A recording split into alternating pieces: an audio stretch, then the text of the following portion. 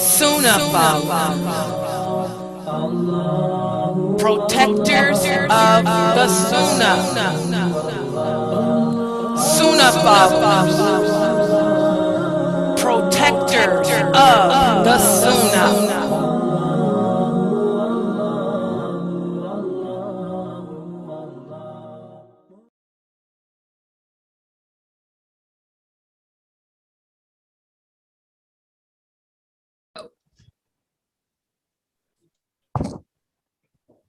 Okay, you can go now.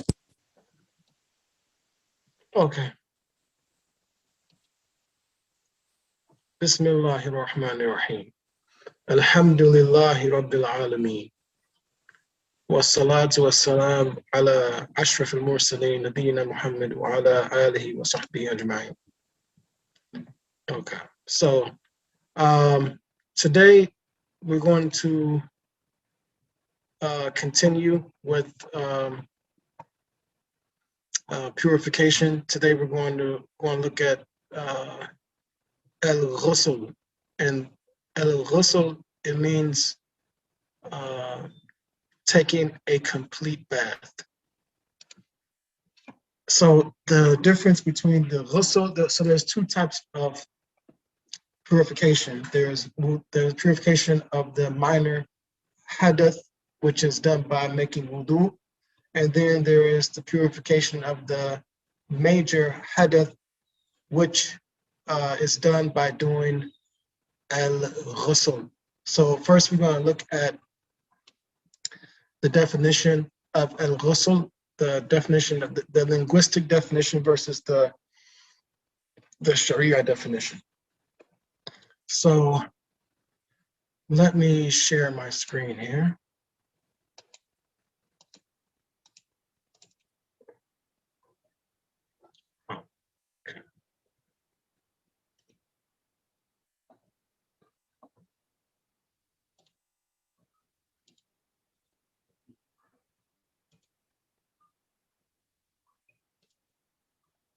Okay.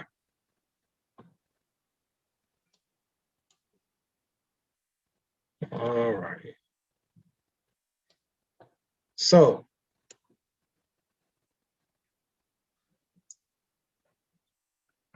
al-ghusl.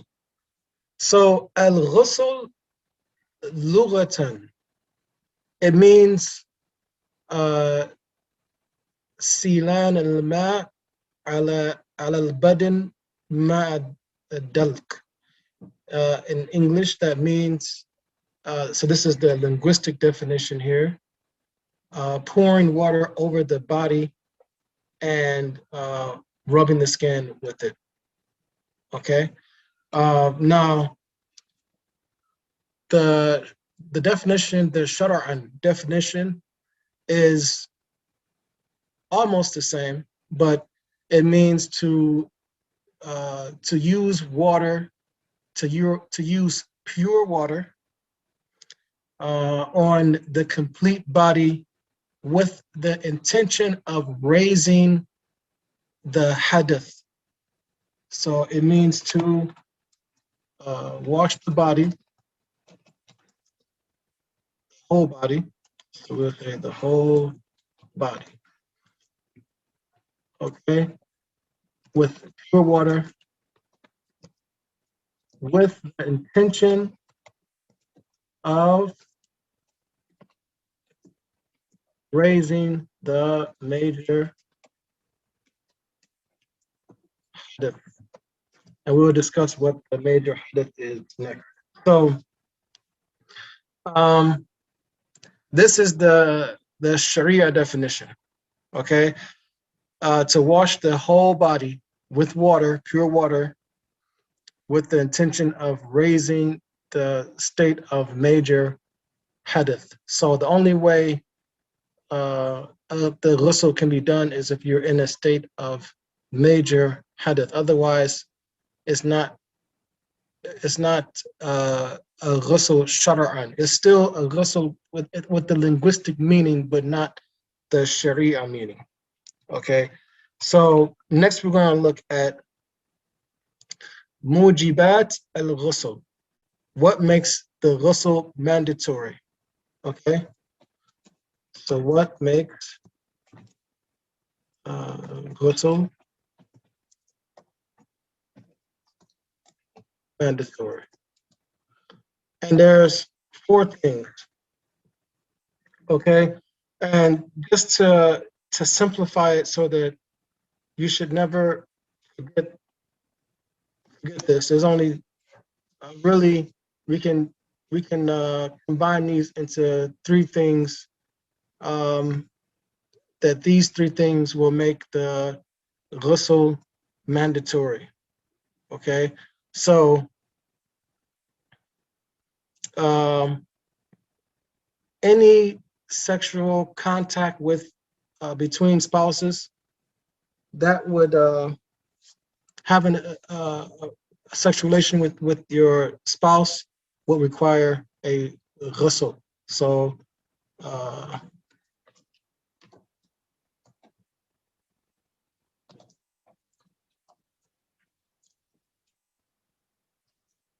okay, requires the ghusl. Okay, so this is the first thing. The second thing is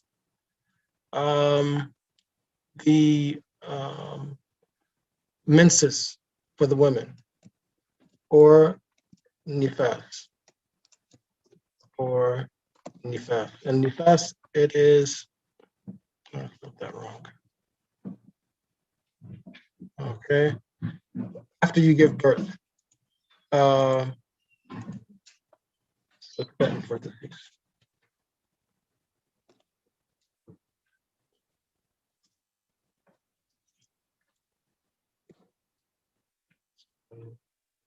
what is it, giving birth? Okay, so menses or nifas. Any any of those two things after you have completed those, then you have to make ghusl. And the third thing is uh, death. So obviously, when you die, um, before you can be buried, there must be a ghusl performed um, before you are wrapped up in the shroud and buried into your grave. So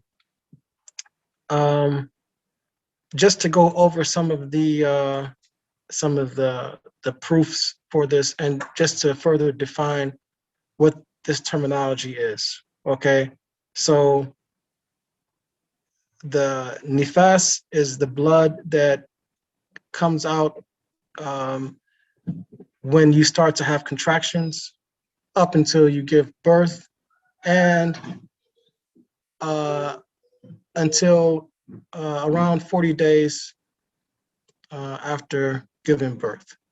Okay. Um,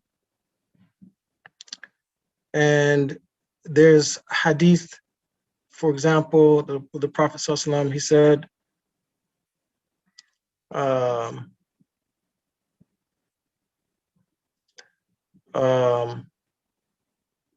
la'allaki nufisat, when one of the companions um,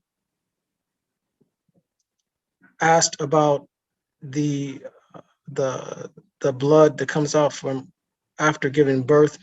It's like the menses in the sense that you have to you can't make salat when this happens. For example, you can't fast, and you have to wait until this blood stops, and then you're able to take a complete bath, make uh, a ghusl, and then you're able to continue to perform the prayers and fasting.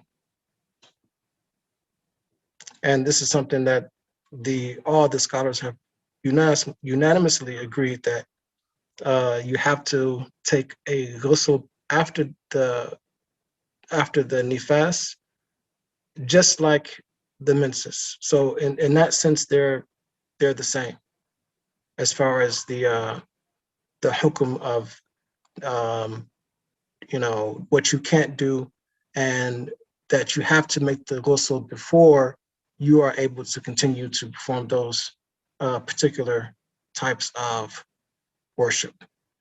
As for death, um, it says والوجوب فيه يتعلق بالحي لأن الميت انقطع تكليفه بالموت فيجب على الأحياء أن يغسلوا موتاهم. So the difference between this, obviously, the difference between the ghusl for after you die, obviously, this is an obligation upon the Muslims who are present in your vicinity when you die, because obviously you can't do anything, and your responsibility has ended as far as responsibility for acts of worship. Um, there's a hadith where it says that the hadith of Atiyah radiallahu anha قالت دخل علينا رسول الله صلى الله عليه وسلم ونحن نغسل ابنته فقال اغسلنها ثلاثا أو خمسا أو أكثر من ذلك بماء وسدر وجعلنا في الآخرة كافورا. So the Prophet ﷺ, he was present when they were washing the body of his daughter, and he told them to wash her 3 times or 5 times or more than that, um, with water and sidr, which is a kind of soap. And he said to make the last washing with kafura, which is a kind of like oil. And this is related in Bukhari and Muslim. And he said, sallallahu alaihi wasallam,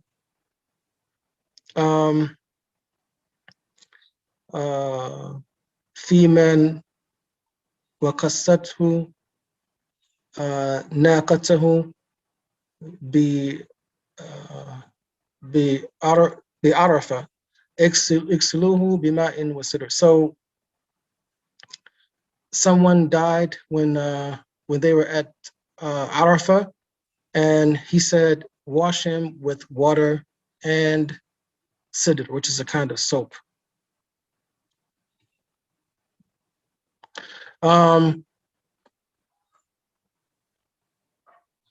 As far as the child that is the child that is miscarried, when do you know when to wash a baby, a fetus that was born prematurely? It says that in nufikhat fihi ruh ghusl wa in lam nufikhat fala yalzam تغسيله ونفخ الروح يكون ببلوغ الجنين أربعة أشهر. So if a woman miscarries, if the fetus, if it is more than 4 months, then you should wash the fetus, um, just like you would do an adult. And if it's under that age, then there's no need for washing. So that's at the time of 4 months is when the soul is breathed into the fetus, and he's officially a human being. So then you would have to wash him. So now that we covered what these three things that we've condensed into 3 things just to make it easy to remember. These are the times when you have to perform ghusl. And there's also times when performing a ghusl is not mandatory, but it is recommended. So when is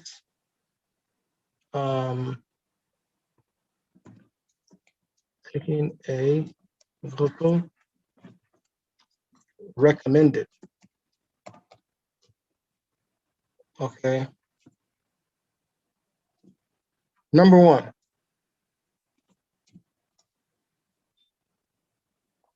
this one is called al-aghsal al-mustahabba. Number one is when someone becomes Muslim.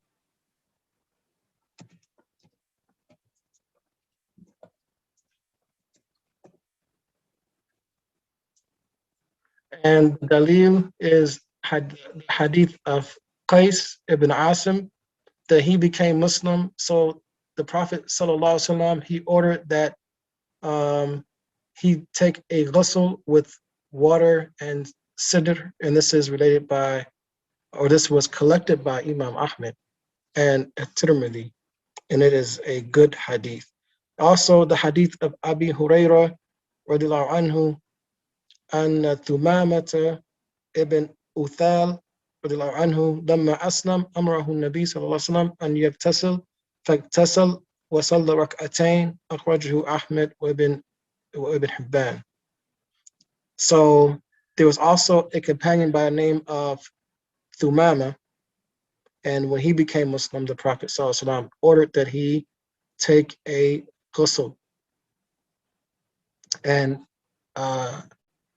then he took a ghusl and he prayed 2 rak'ahs, and this was collected by Imam Ahmed and Ibn Hibban. Okay.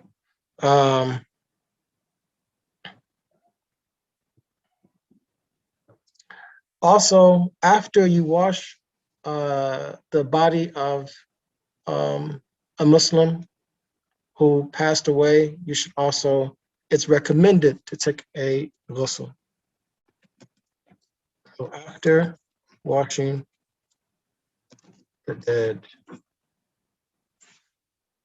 And the hadith that is used to show the recommendation for that is that Abi Hurairah radiallahu anhu, and the Nabi sallallahu alaihi wasallam called, "Man ghassal maytan falyagtasil, wa man hamalahu falyatawadda." Whoever washes a dead body, he should take a ghusl, and whoever carried the bear or the bier, the coffin or the body of the dead body to the grave, he should make wudu.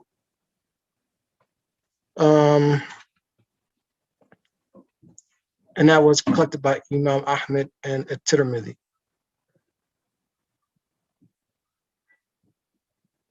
Okay. Also, number 3, when someone wakes up after passing out.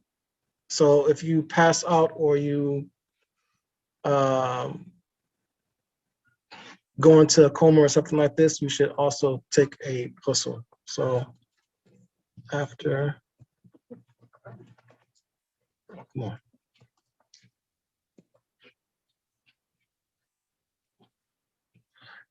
Okay.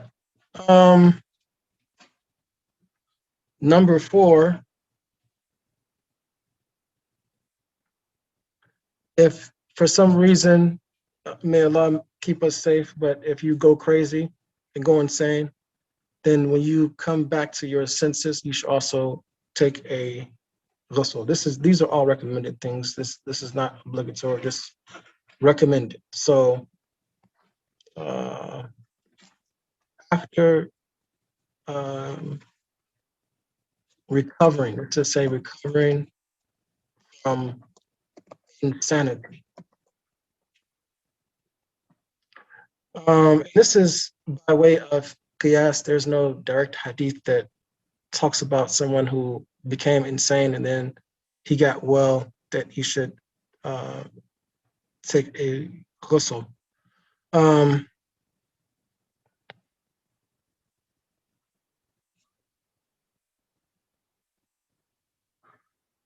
Okay. So it says قياسا على الإغماء فإذا شرع الاغتسال للإغماء فالجنون من باب الأولى. So there's a hadith about up here when it talked about someone who passes out. Um,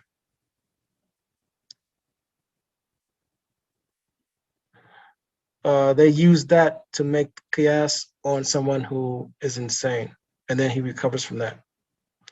Also, it says كل سبعة أيام ففي الحديث متفق عليه حق على كل مسلم أن يغتسل في كل سبعة أيام يوما يغسل فيه رأسه وجسده. So this hadith, it says it's the right of every Muslim that he should take a ghusl at least once every 7 days, where he washes his head and his body. Okay, so we'll say at least once every 7 days. Okay, and then number 6, يستحب الغسل الجمعة وقيل يجب كما يستحب الغسل العيدين والمستحاضة لكل صلاة وعند الإحرام. So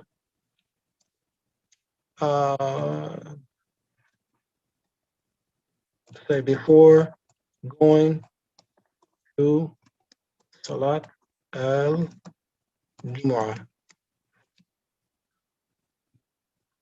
Okay, and some scholars say it's obligatory, but I think the majority say it's just recommended. Also for the 2 Eids, you could take the ghusl. And if you have istihada, you could take a ghusl before every salat. And istihada means that for women who have bleeding that doesn't stop, like for the menses, it stops after 7 to 15 days. Some women have a problem where they continuously have this flow of blood. So for them, this is called istihada. So for that situation, you should take a ghusl before every salah. And this is only recommended, not obligatory. Okay. And when you do Hajj or Umrah, when you take off your clothes and put on the ihram, the 2 sheets or towels, you should before you put on your ihram, you should take a ghusl. So when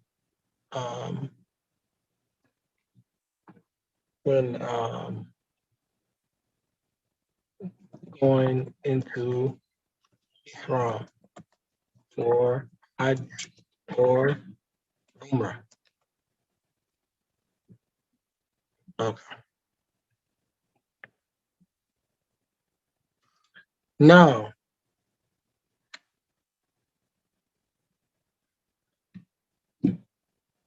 how do you make the ghusl? What is the description of the ghusl?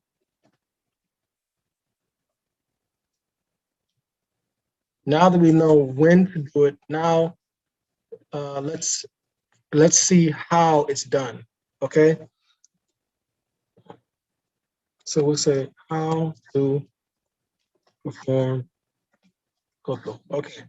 Now, there's 2 ways that you can do a ghusl. The one is the ghusl that it meets the minimum requirements. Okay, just this type of ghusl, this is done to lift the state of hadath, but it's not the best way of doing it, but it serves the purpose of lifting the state of hadath so that you can perform the prayers and touch the Mus'haf and read the Quran and do tawaf and anything else that you have to have, that you have to be in a state of uh, ritual purity. And to do that, you just take water, or you take a shower, for example, and you just make sure that the water reaches every part of your body from head to toe. Okay, it doesn't have to be with soap. It can just be with water. You have the intention to lift the state of hadath, and you put your body under the shower, and you make sure that the water reaches every part of your body from the head to the toe, including the mouth and nose, including rinsing out your mouth and nose. When you do that, if you do that, you are now you've lifted the state of major hadath, and you've performed the minimal requirements for ghusl.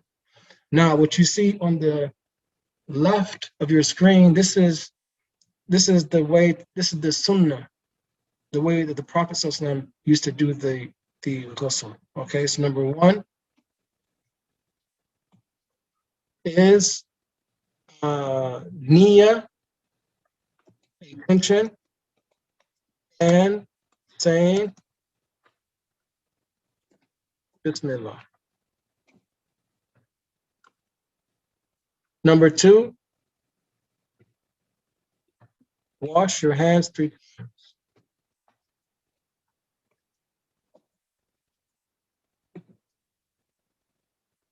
Number three, wash the private parts.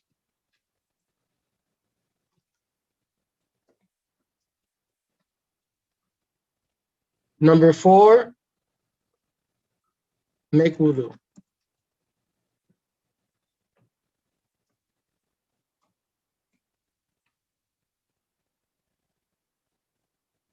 Okay, like you would make it for salah. Number five,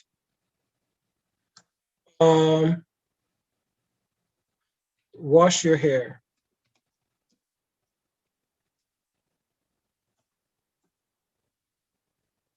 Three times. Making sure water reaches the roots of your hair and your scalp. Okay, and then finally, number six, you wash the rest of the body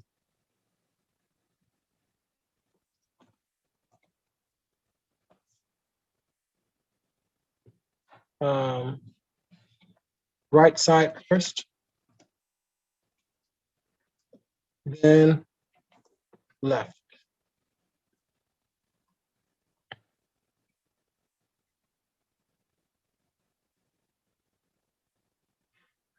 Okay, so that's how you perform the ghusl. That's the best way and the sunnah way of performing the ghusl. Okay.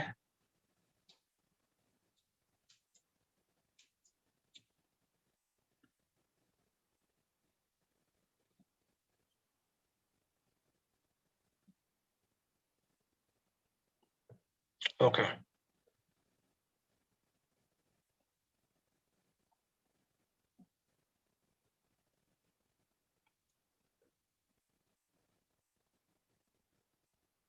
Okay. So that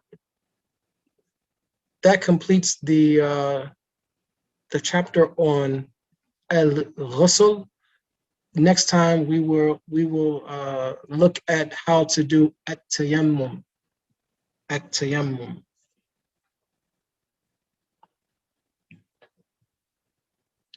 Any questions about anything related to how to perform the ghusl?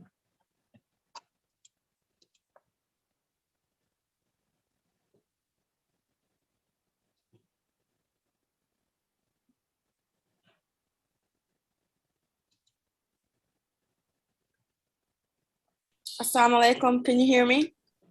Yes. Wa alaikum salam wa rahmatullahi wa barakatuh. I want you I want a little bit of clarification. Did you say if you wash the dead body, you take a ghusl, and if you carry it, you make a wudu? Correct. Okay. So if you carry the beer to the actual grave, then you should make wudu. And if you wash it, you This should is make for people who are actually carrying the coffin and placing it into the grave, not the followers, right? No, only the Okay. people who actually physically carry it. Okay. Thank you so much. You're welcome.